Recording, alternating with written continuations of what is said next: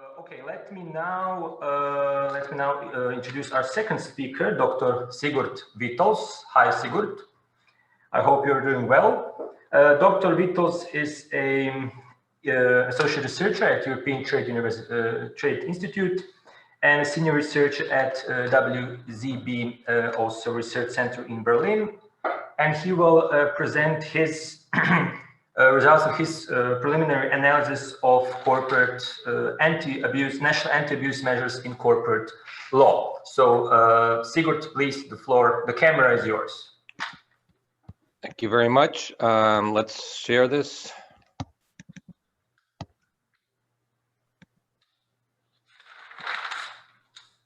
Can you see that well, everyone? Perfectly, yeah. Okay. Well, thank you very much for the invitation to this conference. Thanks to Professor Horak, program committee, and all the co-organizers of this year. It's a great pleasure for me to present today. And this presentation follows very much on the previous presentation and also on discussions we had at your last conference where the company law package was a major issue. And I really do think it is the most significant company law measure at European level since the action plan of over a decade ago. So without further ado, I don't have to, thanks to the previous speaker, I don't have to say a lot about what I'm talking about. It's the company law package, which consists of the Directive on Digital Tools and Processes in Company Law, which has three main aspects: digitalization of company foundations, digital reporting, both on a regular and an ad hoc basis, and also the digitalization of company registries. And the second directive in that is the Directive on Cross-Border Conversions, Mergers and Divisions, which creates a legal framework for three types of cross-border reorganizations. And there's the full legal names of these and the transposition dates. The digital tools deadline is actually the 1st of August 2021, so that's relatively soon, and we have more time for the other directive. So what does the company law package do? Well, it very much increases the ability to do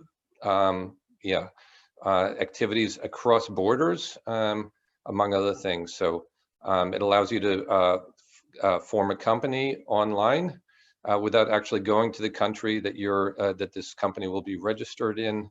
It'll allow you to reorganize your companies across borders, et cetera, et cetera. So there are obviously advantages to that. But again, working with a trade union-oriented institute, we see great risks as well in this legislation in the company law package.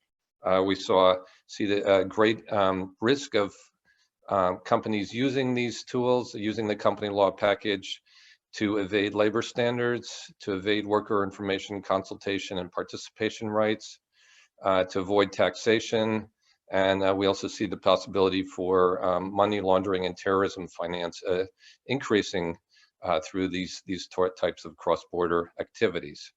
And this happens through regulatory arbitrage, through the lack of cooperation between international authorities. It happens through identity theft, and it happens through lack of transparency, for example, in beneficial ownership. However, the company law package also includes a number of anti-abuse provisions. I can say that the trade unions worked very closely with the Commission and also with representatives in the European Parliament to make sure that some of these provisions were included to try to reduce the risk that this kind of cross-border activity will be used to do the bad kind of things that I just mentioned in the last slide.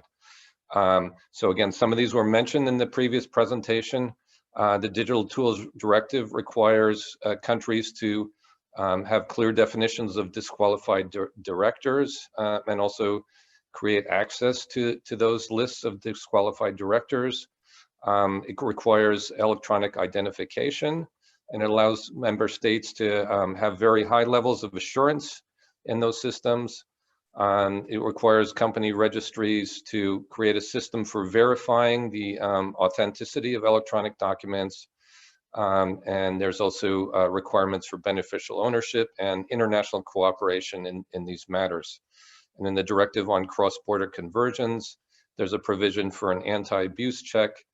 So there's supposed to be a check to make sure that companies aren't converting across borders or merging in order to try to do these kind of activities to avoid taxes or worker participation or things like that.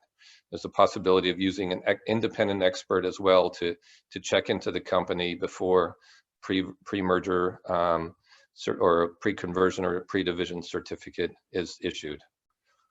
So I'm going to give you some preliminary results of a study that I'm doing, that I'm coordinating for the European Trade Union Institute.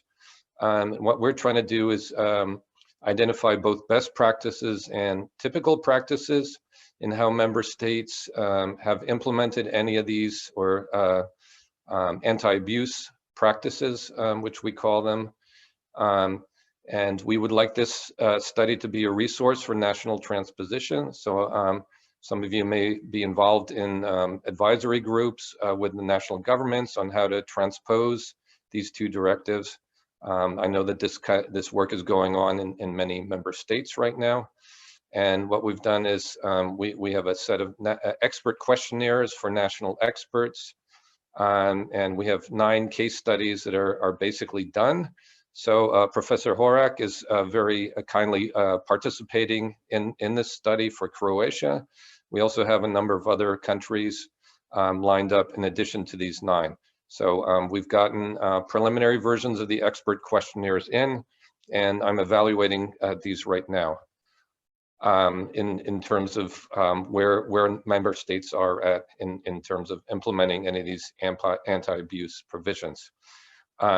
So I should say we haven't fully completed this study yet, and I need to discuss our methodology in more detail with the participants. So this is my personal view of the study's results. But what I did is sort of calculate an average score across these 9 countries that we looked at and tried to find out what's the average practice in these countries with regards to the presence of these anti-abuse measures that are contained in the company law package. First of all, in this disqualified directors area, is there a clear definition of grounds for disqualification of directors? Is there a list of disqualified directors which is accessible to the public? Yeah, there's a very, very clear red light for almost all member states. Ireland is actually a best practice case here. They have a very clear definition of grounds for disqualification and a list of that, those which are available to the public. Electronic ID systems, here we're sort of in the middle. We do have a number of member states which have good electronic identification systems which are oriented towards the highest level of assurance in the EU eIDAS regulation. So this regulation sets different levels of assurance or for electronic ID systems, which shows us how confident we can be in the actual identity of people who are using this electronic ID. Beneficial owners of registries, have to say, sadly, there's a red light for as an average score across member states. We find that typical practice is that there is a registry for beneficial owners, but typically there are no checks made on the actual beneficial owners. Oftentimes you rely on a statement by the founder of a company or the CEO of a company that those are the actual beneficial owners, but there's no actual background check done to make sure those are the real beneficial owners. And we'd like to see open and costless access to beneficial owner registries. And that's not the case in almost all member states.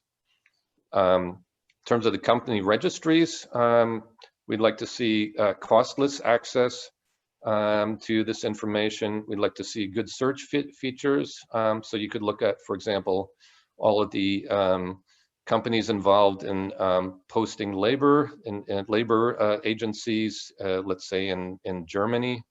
So you can just put in the company sector and get a list of the companies involved in that. And we also like to see bulk downloads available. The UK and Latvia both offer these, so you can download an Excel file with all the current companies that are registered with some information on it. But most countries do not allow that. And finally, the verification of the authenticity of electronic documents. Most member states have really quite a long way to go here. Most registries just sort of accept documents and will assume that they're valid. Igor, just 1 more minute. Okay, great. I'm almost done. International cooperation, that's also, it's hard to measure, but our correspondents have told us that this is really an area which is very poor. One of our experts said, well, they heard a quote that it would be easier just to go personally if you're a register at a court of registries to go to the other country and get that information.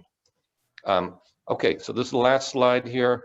Most member states really have quite a way to go to implement these anti-abuse measures. This will require both legislative measures. Most countries don't have a definition of disqualified director, and we'll need legislative measures to do that. There's an issue of clarifying the right of privacy versus the right of transparency. This is a big issue in the particularly the beneficial ownership registries, and there's going to be a lot of work that needs to be done. Not only legislative measures, but administrative measures as well in building up electronic ID systems for verifying the authenticity of electronic documents, beneficial owners verification, a new funding model for company registries. So if you are going to have free information, registries need a new funding model, I would say from public funding, so that you don't have to pay X euros for each piece of information you're getting. International cooperation needs to be improved. And finally, these independent experts, which are supposed to do anti-abuse checks, will have to be trained and resourced. So thank you very much for your attention. Thank you, Dr. Vitols, for your highly relevant, I would say, preliminary empirical results of this study. And you can see that there are a lot of room for improvement, a lot of loopholes that should be tackled with. And we're looking forward to the final results of your study.